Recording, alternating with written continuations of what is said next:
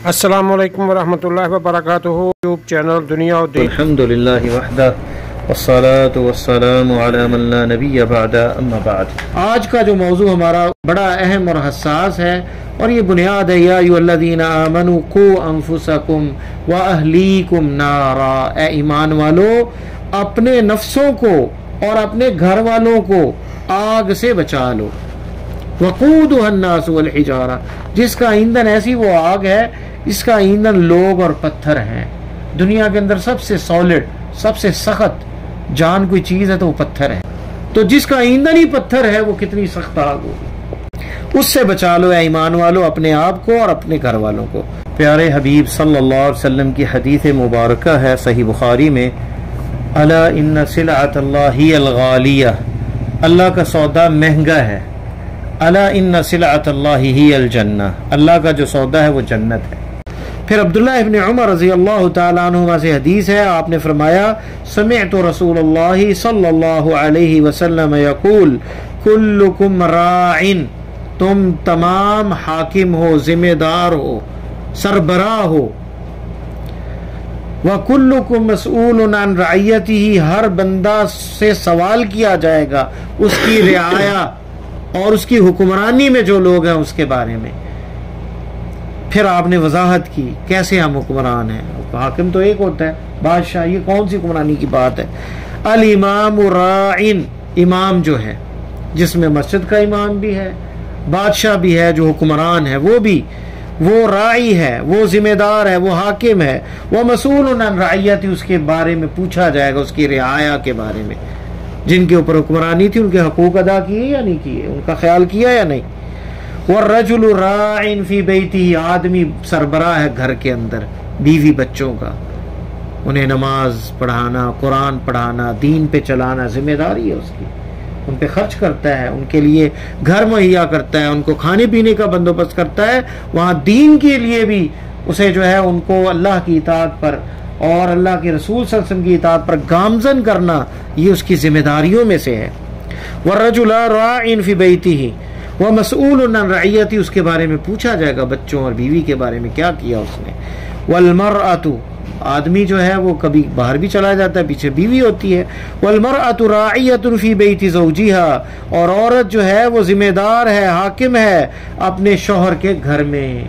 आप लोग यहाँ हैं, पीछे बीवी जिम्मेदार है आपके बच्चों की, तो उससे भी। व मसऊलतुन अन रअयतिहा, उसके बारे में भी पूछा जाएगा, उसकी रिआया के बारे में। ये हदीस जो है बुखारी के अंदर है, सही बुखारी के अंदर और मुस्नद अहमद के अंदर है, और हदीस सही है। तो अंदाज़ा करें कितनी बड़ी ये जिम्मेदारी है कि बंदा अपना तो जवाबदेह है, लेकिन इन लोगों का भी जवाबदेह है अगर उसमें कोताही बरतता है। आज जो एक माशरे का एक फ़र्द जो है वो साले नहीं होता, सबब क्या है? बच्चों की तरबियत सही नहीं। बच्चे तो गलत नहीं होते, बच्चे तो कुल्लु मौलूदिन यूलद अलल फितरा, हदीस में आता है कि फितरत इस्लाम पे बच्चे पैदा होते हैं। फ़अबवाहु युहव्विदानिही औ युमज्जिसानिही, उसके वालिदैन उसे मजूसी बना दें, यहूदी बना दें, अच्छा बना दें, बुरा बना दें। माँ लाड करके, बच्चा बाप जो है उसकी ज़िद्दें पूरी करके, तो वो बुराई भी करता है, उसे रोकने वाला नहीं, गुनाहों में फिर वही वालिद का गिरेबान एक वक्त में पकड़ लेता। तरबियत नहीं हुई, गलती अपनी हुई, उसे हमने बिगाड़ा है। वो बुरा नहीं था, हमने उसे बुरा बनाया है। तो अगर ये तरबियत का ख्याल हो तो माशरा कितना ज़बरदस्त बन जाए। तो ये लोग साले, अगर लोग पैदा हों, तरबियत सही हो उनकी, तो साले माशरा बनता है। फिर एक और हदीस में वईद यूँ आई है, ये भी बुखारी के अंदर है, मा मिन अब्दिन यस्तरईहिल्लाहु रअयतन, कोई भी बंदा जिसको अल्लाह ताला हाकिम बनाता है, चाहे एक शहर का है, चाहे एक बल्दिया इदारे का है, चाहे एक जो है वो कह लें कि मुल्क का है, चाहे एक घर का सरबराह है, बीवी बच्चे हैं उनका। रायतन फलम युहितहा बिनुस्हिही, नसीहत नहीं करता उन्हें, वो खैर का काम, खैर की तरफ उन्हें लेके नहीं वो आता। इल्ला लम यरिह रायहतल जन्नह, वो जन्नत की खुशबू भी नहीं पाएगा। जन्नत में तो दूर जाना है, जन्नत की खुशबू भी उसे नहीं आएगी, जिसकी खुशबू 500 साल की मसाफत से शुरू हो जाती है, यानी इतना करीब भी नहीं भटकेगा वो। कितनी सख्त वईद है कि बंदा जो है कोताही बरते। और आज सबसे बड़ी हमारी कोताही माशरे के अंदर जो बेराह रवी है, जो माशरे के अंदर कत्ल गारत, अदम तहम्मुल, बर्दाश्त नहीं, असबाब क्या है? बच्चों की तरबियत नहीं। वही बच्चे कल बड़े होकर जवान होकर माशरे में शादी उनकी होती है, उनके अपने अंदर कमी होती है, वही फिर आगे बच्चों में भी कमी आती है। तो माशरा फासद से फासद जो है वो बनता जाता है। अगर शुरू में ही बच्चों की तरबियत सही इस्लामी नहज पे की जाए तो फिर ये माशरा जो है बेहतरीन बन जाए। नबी अलैहिस्सलाम ने एक और हदीस है जो कि मुस्नद अहमद और तिरमिज़ी में है, ला युअद्दिब अर्रजुल वलदहु, बंदा अपने बच्चे को अदब सिखाए, खैरुन मिन अन यतसद्दक़ बिसाअ, वो 1, 3 किलो 4 किलो चावल, गंदम, खजूर कोई सदका करता है ना, उससे बेहतर है अपने बच्चे को अगर वो अदब सिखाता है, तमीज़ सिखाता है, अखलाक सिखाता है, बड़े से बात करना, छोटे से माशरे में रहने के आदाब।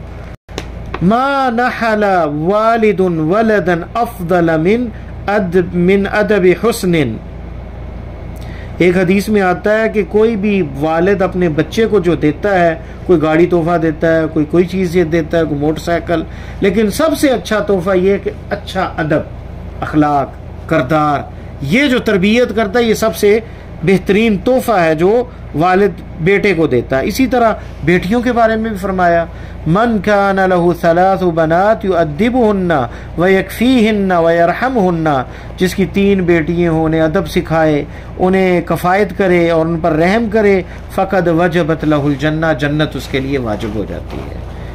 वो साहबा ने कहा, एक कौम में से एक आदमी उठा, कहा वसिनतैन या रसूलल्लाह, 2 जिसके पास हो। फरमाया वसिनतैन, जिसके पास 2 है उसके लिए भी जन्नत वाजिब हो जाती है। तो देखें, जन्नत लेना भी आसान है, जिसके लिए अल्लाह आसान करते, और मुश्किल भी है।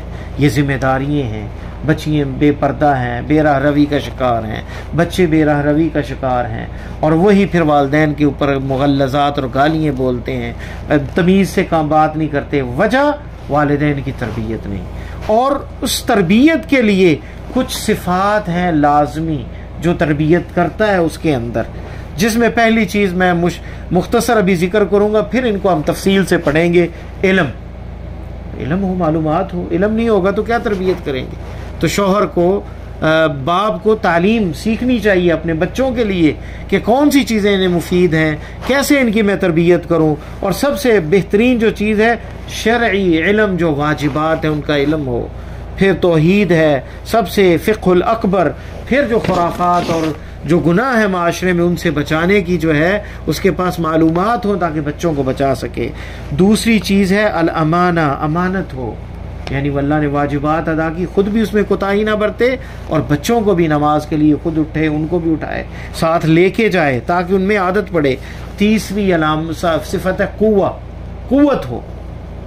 अब शख्सियत जो है वालिद की कमज़ोर है, बीवी चीखती है आगे से, बात नहीं मानती, तो बच्चे क्या करेंगे? बच्चे भी वही लेंगे, वो भी बात नहीं मानेंगे बाप की। बीवी चीख रही है, बीवी बात नहीं मान रही, तो बच्चे कैसे मानेंगे? बीवी की पहले तरबियत हो, बीवी को इंतखाब में भी दीनदार हो, और अगर इख्तिलाफ हो तो खुफिया तौर पे आपस में बात करें। बच्चों के सामने वो उसे जुर्रत ना हो कि वो इनकार करे, समझे। अर्रिजालु क़व्वामून अलन निसा, मर्द जो है वो जो हाकिम है घर के अंदर, बीवी को ताबेदारी करनी चाहिए। अगर उसे इख्तिलाफ है राय से किसी चीज़ में तो अलग से तन्हाई में कहे कि राय दे अपनी। फैसला किसने करना है? शौहर ने। लेकिन आजकल की बीवियाँ हावी हो जाती हैं, वो बच्चों का साइड लेती हैं तो बच्चे बिगड़ जाते हैं, बाप की फिर सुनते नहीं है। शुरू में अगर कंट्रोल कर लिया जाए तो बीवी को कंट्रोल कर लिया जाए तो बच्चे भी कंट्रोल में आ जाते हैं। तो कुव्वत जो है वो होनी चाहिए और कव्वामा होना चाहिए आदमी के अंदर, ताकि बच्चे जो है वो नाफरमानी ना करें। उन्हें डर हो कि जो है वालिदा की बात नहीं चलती वालिद के सामने, तो हम अगर ना करेंगे तो बात नहीं बनेगी। अगर वालिदा ही बच्चों का साथ देने लग जाएगी, नहीं कोई हर्ज नहीं, ठीक है, तो फिर क्या होगा?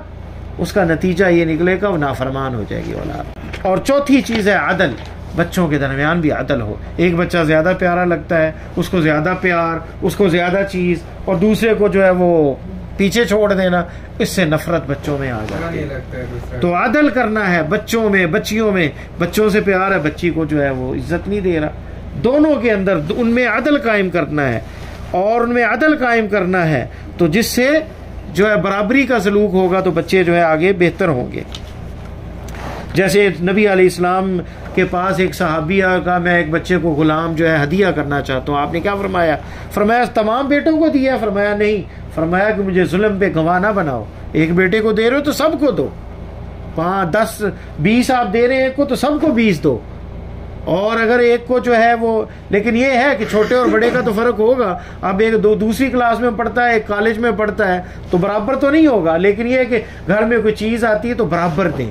बच्चे अगर बड़े हो गए, सारे जवान हैं, बच्चे तो ये नहीं कि बच्ची को 1 सेब और बच्चे को 2, या ये बच्ची को जो है 100 रुपये और बच्चे को 200, नहीं। अब सब बड़े हैं तो सबका खर्चा भी बराबर हो, खाना भी बराबर हो, इज्जत भी और प्यार भी बराबर दिया जाए। दुनिया में हमारी आर्जी ज़िंदगी है, आर्जी बसेरा है, और असल हदफ जो ज़िंदगी का है वो हमेशा की जहाँ ज़िंदगी है, मरने के बाद वाली ज़िंदगी, या तो जन्नत है या जहन्नम है। कामयाबी का नाम जन्नत है, ना मुरादी और नाकामी का नाम जहन्नम है, जो ईंधन जिसके, ऐसी आग जिसके ईंधन लोग और पत्थर होंगे। और जन्नत ऐसी नेमतों का नाम है जिसमें बागात हैं, कसर होंगे, हर चीज़ वो जो दिल तमन्ना करेगा हाजिर होगी। तो उस जन्नत के लिए मेहनत की ज़रूरत है, लेकिन उसका ये मतलब भी नहीं है कि हम दुनिया को भूल जाएं और यहाँ मेहनत ना करें, तरक्की ना करें, कुछ ना करें, ये भी नहीं मतलब इसका। मतलब ये कि यहाँ की ज़िंदगी की बेहतरी के लिए जितना हमने यहाँ रहना है उसके लिए भी मेहनत की जाए, जो यहाँ वाजिबात हैं उनको भी अदा किया जाए, लेकिन मरने के बाद वाली ज़िंदगी को भूल ना जाए बंदा। हमारे यहाँ इफरात व तफरीत है, बीवी बच्चों का परवाह ही नहीं, क्या कर रहे हैं क्या नहीं, यानी ये रहबानियत है कि बिल्कुल दुनिया को छोड़ के जो है किनारा कश हो जाना। और दूसरे कुछ लोग ऐसे हैं जो दीन का पता ही नहीं, ना मस्जिद में आते हैं, ईद की नमाज पढ़ ली, या कुछ लोग अच्छे उनसे जो जुम्मा पढ़ लिया बस, या शादी के निकाह में शरीक हो गए, मर गया कोई जनाजे में, बस ये है दीन और कुछ। इत्तेदाल ये है कि हमें जो अल्लाह ने फ़राइज़ वाजिबात हैं वो अदा करें, बाकी जो फारग वक़्त है उसमें मेहनत करें। हदीस में तो ये भी आया है कि बंदा जो एक अल्लाह की राह में खर्च करता है और एक बंदा जो है वो पैसा जो है वो सदका करता है, और एक वो बंदा जो दिरहम जो है अपने घर वालों पे खर्च करता है, सबसे ज़्यादा अजर वाला वो है जो अपने घर वाले, अपने बच्चे और बीवी पे जो खर्च करता है उसका अजर सबसे ज़्यादा है। तो घर के मसाइल और वो पूरा करना भी नेकी है। ये नोटों पे लिखा होता है, पाकिस्तान की जो करेंसी है ना उस पे लिखा है कि रिज़्क़ हलाल ऐन इबादत है, यानी रिज़्क़ हलाल कमाना भी इबादत है। लेकिन अब लोग इसमें भी फ़र्क नहीं करते, हलाल हराम में पैसे आने चाहिए चाहे हलाल हो या हराम हो। तो मतलब यही है कि हम अपने आखिरी हदफ को भी भूले हुए हैं और दुनिया की ज़िंदगी को भी भूले हुए हैं। इफ़रात व तफरीत का मामला है, इस्लाम इत्तिदाल सिखाता है हमें। तो अल्लाह ताला की वो जन्नत में जाने के बहुत सी चीज़ें ऐसी रुकावट भी हैं, आसान नहीं है, महंगा है वो सौदा अल्लाह का, इतना आसान नहीं। दुनिया में घर बनाना बड़ा मुश्किल है, जहाँ हमेशा आप मज़े में रहें और आपकी रियासत हो जनाब, और आपके महल हो और 60-70 हूरे ईन हो और फलों के बाग हों जनाब, और इतनी नेमतें ऐसे मिल जाएंगी, उसके लिए मेहनत है, उसके लिए मेहनत है, मुहासबा है, हलाल से हलाल को अपनाना है, हराम से बचना है, वाजिबात को अदा करना है, इखलास हो, मुखलिस हो बंदा, सच्चा हो। तो ये वो चीज़ें हैं। इसके अलावा और भी कुछ सिफ़ात हैं, इन पे इंशाअल्लाह ताला हम अगले दर्स में इसे मुकम्मल करेंगे।